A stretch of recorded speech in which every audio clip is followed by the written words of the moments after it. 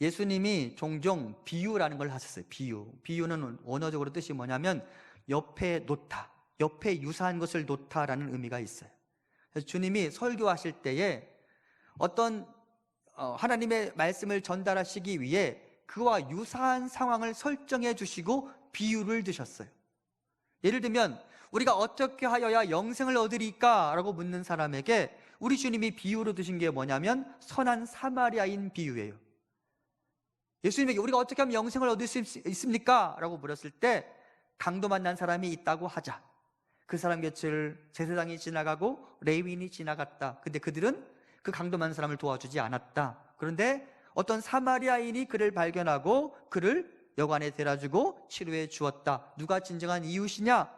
라고 했던 것, 이게 바로 비유예요. 이해되시죠? 네, 예수님이 설교하실 때 종종 비유를 드셨는데 오늘 우리가 봉독한 본문도 비유 중에 하나입니다. 주인이 밭에다가 좋은 씨를 뿌렸습니다.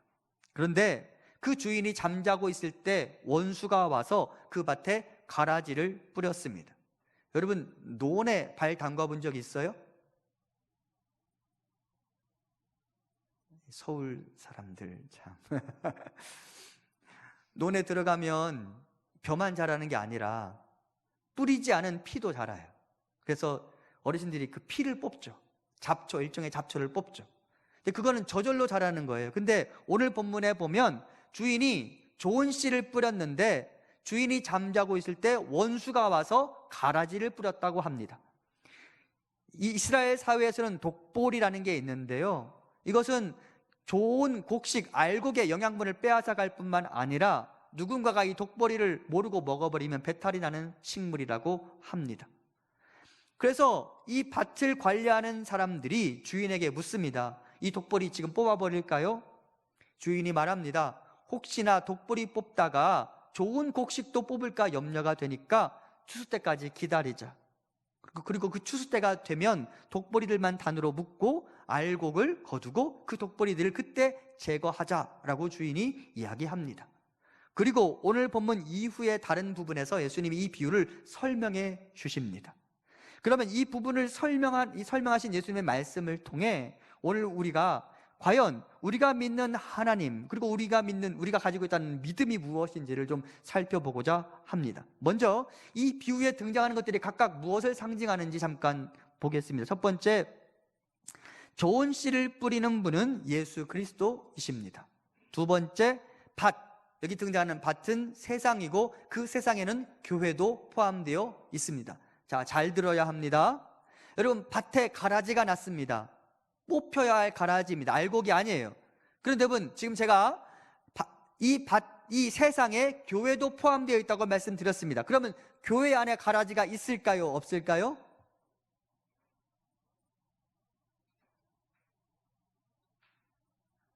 질문이 어려웠어요? 밭, 그게 세상입니다. 근데 그 세상 중에는 교회도 포함되어 있습니다. 구연아, 밭에 지금 세상에 가라지가 났어. 그러면 교회 안에도 가라지가 있을 수 있단 말이야, 없다는 말이야? 있다는 말이에요. 이해되시죠? 교회 안에는 알곡만 있을 것 같은데 교회 안에도 가라지가 있을 수 있다는 걸 지금 전제로 하는 것입니다.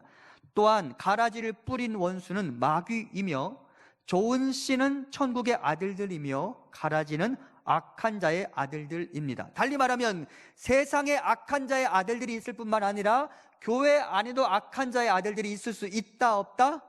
있다라고 이야기하는 것입니다.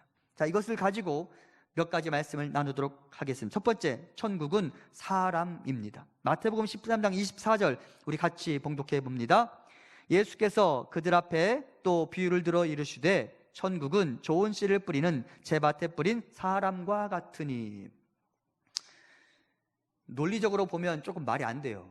천국은 어떠한 사람과 같다. 좀 이해가 안 돼요. 천국은 이렇다라고 말하면 논리적일 것 같은데 천국은 제 밭에 씨를 뿌린 사람과 같다. 말이 안 되는 것 같아요. 근데 우리 주님이 그냥 그렇게 설명하셨어요.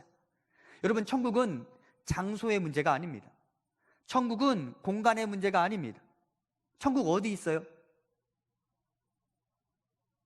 우리 머릿속에 천국은 어디 있어요? 하늘에 있잖아요. 그죠? 하늘에 있을 거라고 생각해요. 그래서 우리가 천국 자체가 하늘나라잖아요. 그렇죠? 하늘나라, 저 위에 있다고 생각해요. 하지만 여러분, 천국의 핵심은 장소가 아니에요. 천국의 핵심은 사람이에요. 근데 그 사람은 누구를 가리키느냐? 앞서 제가 설명드린 것처럼 좋은 씨를 뿌린 사람은 예수 그리스도를 의미합니다. 그러니까 천국은 곧 예수 그리스도예요. 천국을 알고 싶으면 예수 그리스도를 알면 돼요. 예수 그리스도 그분 안에 천국의 모든 속성이 다 들어가 있어요. 예수 그리스도 그분이 사랑이시죠. 예수 그리스도 그분이 공의로우신 분이시죠. 예수 그리스도 그분이 용서와 자비가 한없는 분이시죠. 예수 그리스도 그분 안에 능력이 있죠. 천국이 곧 그런 곳이에요. 천국에 서로 간에 원수가 있을까요? 없을까요? 없어요. 달리 말하면 여러분, 같은 교회 공간 안에 있어도 원수 같은 사람이 내 옆에 있다면 이것이 천국일 수 있어요? 없어요? 없는 거예요. 예수 그리스도 그분이 천국의 모든 것을 다 설명해 줘요. 그래서 우리가 천국을 알기를 원한다면 예수 그리스도를 묵상해야 돼요. 그분이 어떤 분이신가, 그분이 어떤 모습으로 이 땅에 사셨는지를 이해하게 되면 천국을 미리 내다볼 수 있는 거예요. 예수 그리스도 그분 안에 평강이 있고 희락이 있고 기쁨이 있고, 예수 그리스도 그분 안에 능력이 있죠. 그래서 사도 바울은 로마서에서 이렇게 말합니다. 로마서 14장 17절 같이 봉독합니다. 하나님의 나라는 먹는 것과 마시는 것이 아니요 오직 성령 안에 있는 의와 평강과 희락이라. 하나님 나라의 핵심은 마시는 거 많이 먹는 게 아니라는 거예요. 하나님 나라의 핵심은 의와 평강과 희락이 있느냐 없느냐, 그게 하나님 나라의 핵심이라는 거예요. 예수 그리스도 그분의 성품이 이미 그걸 증명하는데, 그래서 하나님의 나라를 여러분 알기를 원한다면 예수님을 묵상해야 합니다. 모든 좋은 것은 여러분 위로부터 온다는 성경 구절이 있어요. 그런데 예수 그리스도 그분이 위로부터 오셨고, 지금 예수님 어디 계실까요? 지금 어디 계세요? 지금 예수님 주소 어디예요? 지금 예수님 주소는 하나님 우편이에요. 여러분 사도신경 외우시잖아요. 그죠? 사도신경 중간 부분에 보면 그럼 이런 기록이 있죠. 장사된 지 사흘 만에 죽은 자 가운데서 다시 살아나셨으며 하늘에 오르시어 전능하신 아버지 하나님 우편에 앉아 계시다가. 지금 예수님 거기 계시는 거예요. 지금 위에 계세요. 여러분, 천국을 알기를 원한다면 그 위에 계신 분을 묵상해야 돼요. 달리 말하면 우리가 이곳에서부터 천국이 어떤 곳인지 알고 천국의 삶을 누리기를 원한다면 예수님을 좀 알아가야 합니다. 근데 우리가 예수님에 대해서 무지해요. 예수님을 잘 몰라요. 예수님이 어떤 말을 했는지도 잘 모르고 예수님이 어떻게 사셨는지 잘 몰라요. 그러니까 여기서 천국을 못 발견하는 거예요. 여러분, 성경 한번 읽읍시다. 일독은 해야 될 거 아니에요. 크리스찬으로서. 그죠? 아멘? 네, 그거 하고 있죠. 네, 성경 한 번은 좀 읽었으면 좋겠어요. 구현아, 한 번은 읽자. 그지? 성경 한 번은 읽어야 크리스찬으로서. 성경을 읽어야 돼요. 그래서 예수님을 묵상해야 돼요. 그래야 내가 여기서 어떻게 살아야 되는지 알 수 있고요. 그래야 천국 백성의 삶이 무엇인지 알아서 내가 여기서 천국 백성답게 살아갈 수 있는 것이고, 나중에 하나님 나라 갔을 때 낯설지 않은 거예요. 여러분, 군대 가기 전에 군대에 대한 여러 소문들을 듣고 가죠. 이렇다더라 저렇다더라. 그죠? 그리고 그 정보를 듣고 가야만 그나마 좀 덜 당황해요. 여러분, 군대 가면 총 사야 돼요. 얼마예요? 얼마라 그러던가 주변 사람들이. 들어봤어, 요하나? 총 얼마래? 그 돈 가지고 가야 돼. 그거 알아야지. 이게 다 뻥이라고요. 총 안 사요. 총 줘요 그냥. 근데 사람들이 장난으로 총 사야 된다고 말하죠. 군대에 대해서 잘못된 정보만 가지고 가서 군생활 적응하기 어려울 수 있어요. 하나님 나라 가서 하나님 나라가 어떤 곳인지 잘 알았으면 좋겠어요. 그것을 위해 여기서부터 하나님 나라를 연습하며 살았으면 좋겠어요. 하나님 나라는 어떤 곳인지. 예수님을 좀 알아야 합니다. 예수님을 알아야 돼요. 천국은 예수님에 대한 소식이에요. 그래서 예수님을 내가 좀 알아가야겠다 다짐하면 좋겠습니다. 두 번째, 독보리가 자라는 세상과 마귀를 좀 생각해 보아야 합니다. 분명히 그분이 좋은 씨를 뿌렸습니다.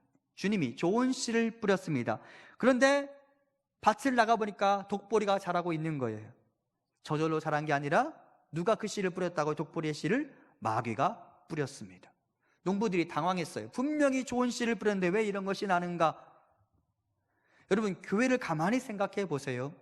교회 안에서 혹시나 목사가 성도에게 가서 여러분 괴롭게 한 사람 한 대 때리고 오십시오라고 설교한 거 들어본 적 있어요? 없어요? 그런 적 있어요? 가서 친구하고 대판 싸우고 와라, 그게 문제 해결할 해결 방식이다, 그렇게 말한 적 있어요? 없어요? 없잖아요.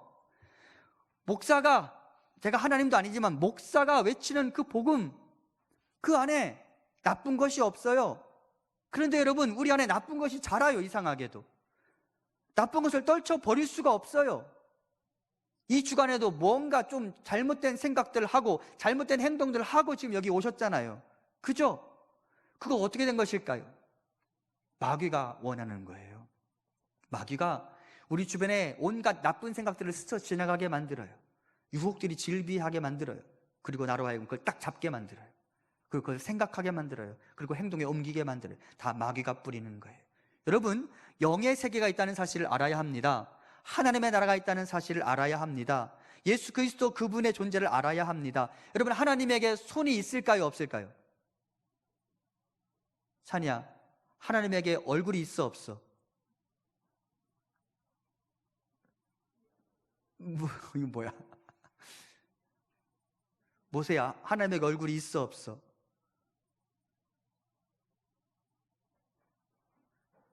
행준아, 하나님에게 얼굴이 있어? 없어?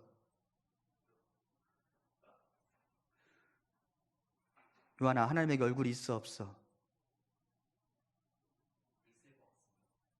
구현아, 하나님에게 얼굴이 있어? 없어? 나이야, 있어? 없어? 지금 내가 답을 몰아가고 있는데 니들이 지금 눈치를 못 채고 있는 거야. 없어요. 하나님은 영이신이라고. 하나님은 영이신이. 하나님에게 얼굴이 없어요. 에? 하나님에게 얼굴이 없어요. 에. 그분 우리가 실제로 눈으로 볼 수 없어요. 하지만 우리가 그분을 믿어요. 영의 세계를 믿는 거예요. 그런데 여러분, 자, 이제 주목하세요. 그 영의 세계를 믿는다면 여러분, 마귀의 실체도 인정해야 돼요. 우리를 하나님으로부터 멀어지게 만드는 세력들이 있다고요. 우리 안에 잘못된 것들을 뿌려놓는 나쁜 놈들이 있다고요. 마귀가 이 땅에 전쟁을 일으키고요. 마귀가 이 땅 안에 온갖 독보적 같은 것들 다 퍼뜨려요. 마약을 퍼뜨리고 음란한 영상들을 퍼뜨리고 만몬에 대해서 그 돈, 재정이 돈이 제일이라고, 돈만 있으면 된다고 말하는 사상도 퍼뜨리고, 불공정한 세상의 통치자도 마귀가 심어놓고요. 교회의 분열과 교회의 세속화도 다 마귀 사탄이 뿌려놓은 것들을 우리가 거두는 거예요. 그러니까 영적인 세계가 있다는 사실을 안다면 마귀의 존재도 인식해야 돼요. 그래서 그 마귀가 우리로 하여금 하나님으로부터 멀어지게 만든다는 사실도 알고, 마귀가 혹시나 나로 하여금 하나님으로부터 멀어지게 만든다면 그것들을 당장에 딱 그 실체를 파악하고 뒤를 돌아버려야 돼요. 뒤돌아서야 돼요. 나쁜 것들을 보게 만든다면 그것이 마귀의 장난인 줄 알고 반대 방향으로 가버려야 되는 거예요. 영적인 세계가 있는 거예요. 그래서 우리를 속이고 우리를 미혹하는 것들로부터 완전히 이별할 수 있어야 합니다. 마귀는 부지런히 일할 거예요. 마귀도 부지런해요. 자기 일에 대해서는, 우리를 하나님으로부터 떨어뜨려 놓는 일에 대해서는. 베드로전서 5장 8절 같이 봅니다. 시작. 근신하라, 깨어라, 너희 대적 마귀가 우는 사자같이 두루다니며 삼킬 자를 찾나니. 마귀가 부지런히 삼킬 자를 찾고 있다고요. 그러니까 우리가 그걸 알아야 돼요. 마귀가 우리를 유혹할 수 있구나, 미혹할 수 있구나, 그걸 알아야 된다고요. 그리고 마귀가 우리로 하여금 걱정하게 하고 근심하게 하고 음란한 생각을 하게 하고 한다면 이것들이 하나님으로부터 오지 않은 생각이라고 알고 뒤를 돌아버려야 돼요. 여러분, 성경에 보면 보디발의 아내가 젊은 요셉을 성적으로 유혹했죠. 네? 그리고 요셉이 잘 넘어오지 않으니까 요셉을 딱 붙잡아 버렸어요. 요셉이 도망갔어요. 뭐가 벗겨졌어요? 옷이 벗겨졌어요. 근데 도망가 버렸어요. 우리 주변에 우리 자기의 아름다움을 드러내면서 나를 취하라고 말하는 세력들이 있어요. 그때 내 옷이 벗겨지는 한이 있더라도 도망가야 되는 거예요. 그게 마귀를 대적하는 방법인 거예요. 영적인 세계를 인지해야 돼요. 에? 우리로 하여금 하나님으로부터 멀어지게 만드는 것들이 있다는 사실을 알아야 돼요. 자, 그런데 중요한 것, 앞서 제가 말씀드린 것처럼 이 밭이 세상인데 이 세상에 독보리가 자라는 건 이해돼요. 그런데 교회 안에도 독보리가 있을 수 있다는 게 문제가 되는 거예요. 교회 안에도 독보리가 있을 수 있다는 말은 우리 중에 어느 누구도 독보리일 수 있다는 말이에요. 교회 안에 정말 알곡인 것 같지만 독보리의 후예들이 있을 수 있어요.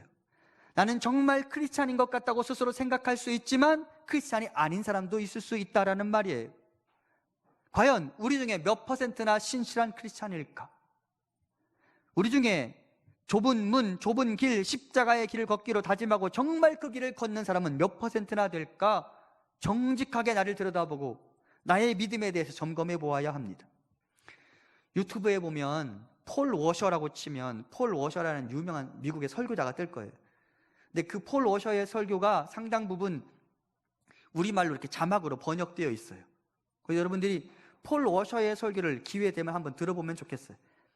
그 폴 워셔가 쓴 책 중에 좁은 문, 좁은 길이라는 책이 있었어요. 그래서 제가 얼마 전에 그 책을 읽었는데 그 책에 이런 예화가 등장합니다. 한번 들어보세요.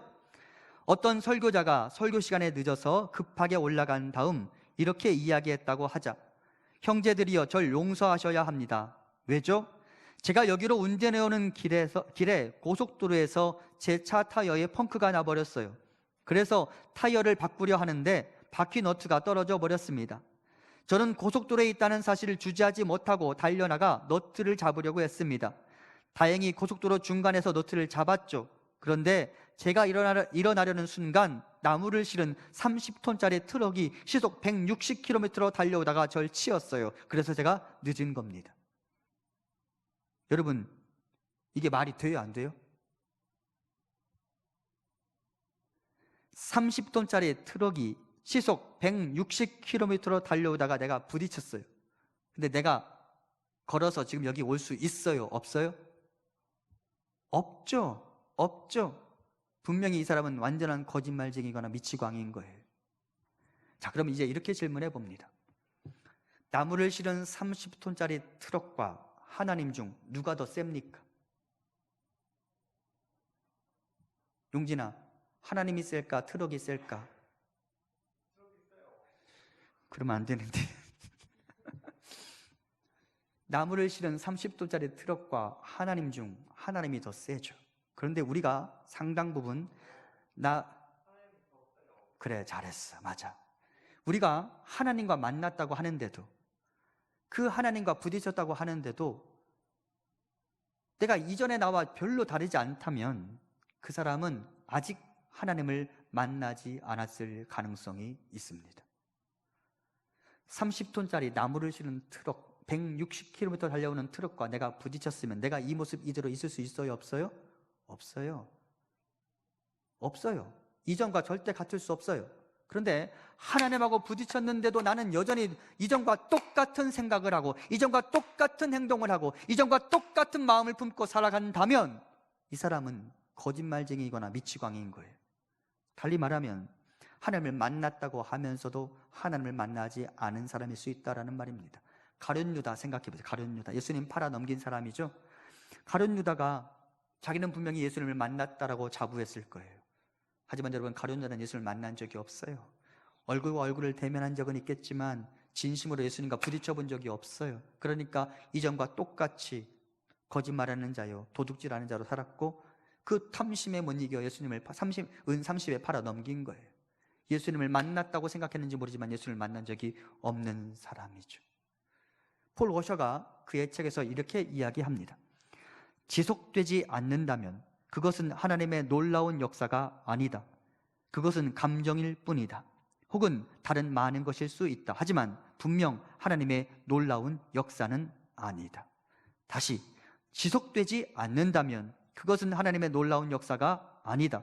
그것은 감정일 뿐이다. 혹은 다른 많은 것일 수 있다. 하지만 분명 하나님의 놀라운 역사는 아니다. 내가 순간 나 하나님 사랑해요 라고 말할 수는 있어요. 하지만 그것이 지속되지 않는다면 그건 여러분 실제 하나님을 만난 게 아니에요. 내가 속고 있는 거예요. 내가 하나님을 만났다고 스스로 착각하고 살아가는 거예요. 그래서 신앙에서 느슨해지는 거예요. 나 하나님의 사람이라고 자부하며 살아가지만 사실은 하나님의 사람이 아닐 수 있다는 거죠. 하나님을 만난 적이 없는 가라지들이 교회 안에 있을 수 있습니다. 그러므로 안심하지 말아야 합니다. 그리고 나 자신에게 정직해져야 하며 나 자신의 신앙에 겸손해져야 합니다. 그리고 스스로를 돌아보아야 합니다. 나는 그리스도를 만난 적이 있는가? 나는 하나님의 사람인가?